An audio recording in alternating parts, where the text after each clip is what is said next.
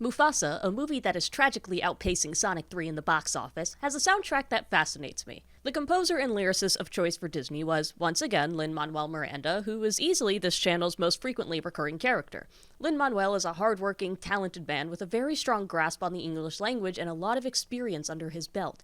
As a lyricist, I've come to expect a lot from him. Except when he works for Disney.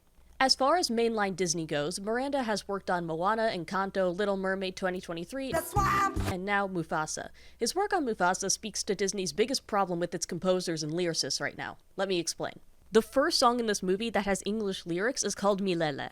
This is an extremely obvious attempt at creating another Circle of Life. Just like Circle of Life, it starts with chanting in a Southern African language, although this new song uses Swahili and not Zulu, and the chanting lasts a much shorter time.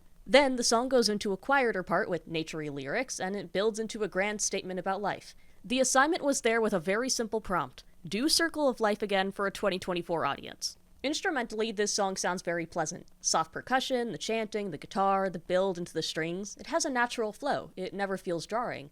Like here, between the first chorus and the much quieter second verse, there's a little ornament to help our ears adjust and expect a decrease in energy. You'll see.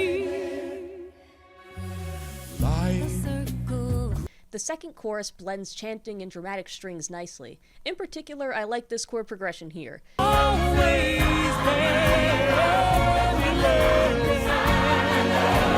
Just based on what I can find, which is basic guitar chords, it's something of a walk-up from A flat to A to B flat minor. That A chord lives right between the two chords surrounding it on the piano, and it's not in key, but it sounds lovely regardless. Maybe it's because it communicates uncertainty and hope at the same time. After all, this song is about heading towards a land where you can thrive after a drought. Near the end of the song, it goes from a major chord to a seventh chord, and if you want to build up to an ending, A+ decision, every time. It lives in you, it lives in me. Lin-Manuel's instincts as a composer really aren't talked about very much, but they're definitely on display here. Now the rough part. Lyrics. Let's go back to Circle of Life for a minute. First, I do want to note that these two songs are different in their context. Circle of Life is sung by a narrator, not a character, and it serves as the introduction to the film's themes. If I were to do some textual analysis, I'd say this choice reflects how the Circle of Life affects every living thing equally, and therefore works best as being sung by a faceless narrator that speaks to everything at once. Milele kind of wants to be that, except it's being sung by characters to another character. In this case, it's Mufasa's parents to a young Mufasa. Regardless, it's trying to be a setup for the themes of the movie in a mystical, life lesson sort of way. We're going to the magic land of healing and hope, keep going, believe in a better tomorrow, that sort of thing. Here's the thing though, Circle of Life has a consistent logical through line in its lyrics.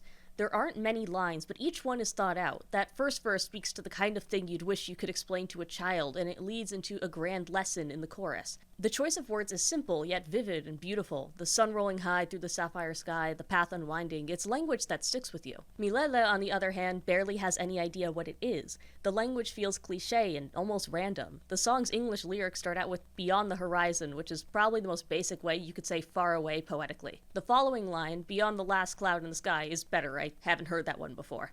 The next stanza is, "Imagine a kingdom, the water flows, the grass is high, it's not a dream, someday we'll go." Rhyme-wise, there are barely any between the first two stanzas in the chorus. This is fine, it can help create a wistful feeling, but the plain language makes that choice feel like it was done out of a lack of time and lack of context. Songs with minimal rhymes need to be carried by strong imagery and interesting language, and we're not getting either here. The chorus has lines like, "it's always there," and "it lives in you," and "you'll see." These may as well be wordless choir notes because they sound melodically lovely but mean nothing. It lives in you, it lives in me. It's like, I definitely feel the vibe from the instrumentals, I don't want to discount that, but the lyrics are giving me no deeper meaning. In a musical where the story is communicated through lyrics, that's pretty important.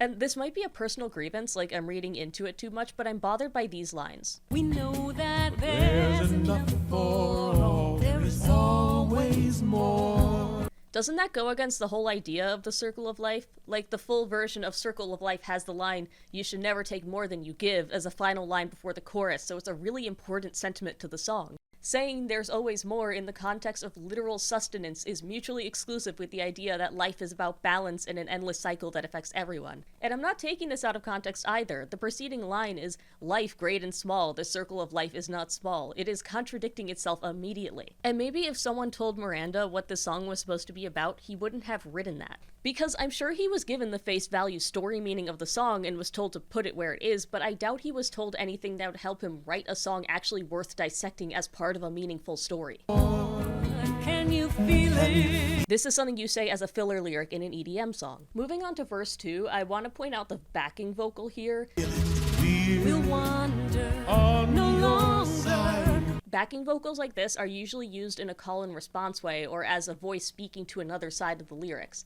Let's look at these. Okay, so the parents are on Mufasa's side, like as allies?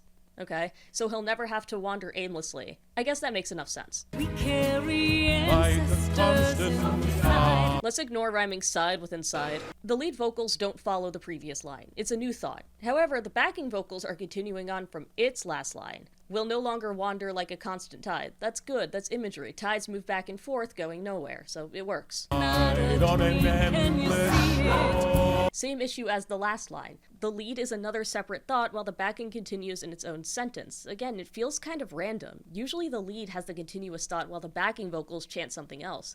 Here though, it's the opposite for some reason. First it's, we're on your side, then it's about the ancestors, then about how it's not a dream, and the last line is, can you find your way? Now both of the lines are new thoughts. Can you see it doesn't add on to the previous sentence about no longer wandering. You can argue that it's saying, can you see the day where we're no longer wandering, but the line certainly doesn't add anything more complex than that. The second chorus is equally as vague as the first, but the lyrics are more buried, so I suppose it doesn't actually matter to the song, even though this is a musical. The English lyrics are effectively, it's always there, we call it Milele, it lives in you, we're free. Of course, you can't just say familiar words and expect it to work, especially when you're not building on it at all. I clapped when I saw it. Something inherently frustrating here is that the song starts with a description of a mystical location free of want, and then the song does nothing afterwards to describe this place, the feelings of being there, or the struggles the narrators went through. And I don't blame Miranda for this. He was asked to cook while being given almost no ingredients or instructions. It's cooking with water. It's kind of like that challenge in Great British Bake Off where they give the contestants a recipe with as much taken out as possible and they scramble to figure it out by pure knowledge and instinct. It doesn't matter if you're an amazing baker, you're still far more likely to screw up without proper guidance. A universally irritating experience we all went through as kids was hearing "because I said so." We hated it because we just wanted to know why we had to do something. This is like "because I said so" for songwriting. When someone is songwriting for a movie, it is the responsibility of the directors and writers to work with the songwriter to help them best communicate their vision. It doesn't matter if you have the best songwriter on earth, you can't just leave them to guess. You can't just say, put a song here. It isn't fair to them, and will only hurt the movie's soundtrack because it will be plagued by these vague, meaningless lyrics. We saw the same problem with Moana 2. Beyond is a song with nice instrumentals, but it tells us bupkis about Moana's character. I've theorized before that Disney wants vague songs that are easy listening for streaming, but it's so strange to me because I personally don't know anyone who seeks out musical theater songs for easy listening. Disney's biggest mainstream hits since 2010 have been Let It Go, a bombastic I Want song, How Far I'll Go, which admittedly has a strong claim to the pop song descriptor, and We Don't Talk About Bruno, which is extremely dependent on its context. It's almost like these movies were endearing to their audience, and people connected to the songs from there. Wow! It's even more confusing when you remember that a lot of pop songs are famous because people connected to the singer's experience. I don't need to remind you that the biggest pop star alive right now built an entire career off personal, diaristic lyrics. People look for something to hold on to in their music. Humanity's love of music in general is very associative. We connect songs with certain memories and feelings, even if it's contradictory to the composition or general opinion. Aerith's theme from Final Fantasy VII has been considered one of the saddest video game songs of all time for 25 years, and guess what? Major key.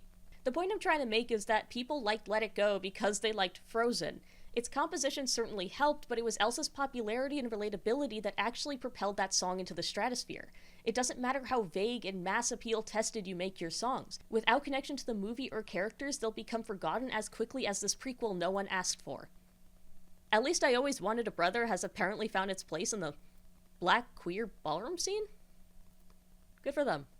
I hope you enjoyed this video. For more musical analysis, consider subscribing to my channel. What were your thoughts on the Mufasa soundtrack? Let me know if you'd like. Have a wonderful day.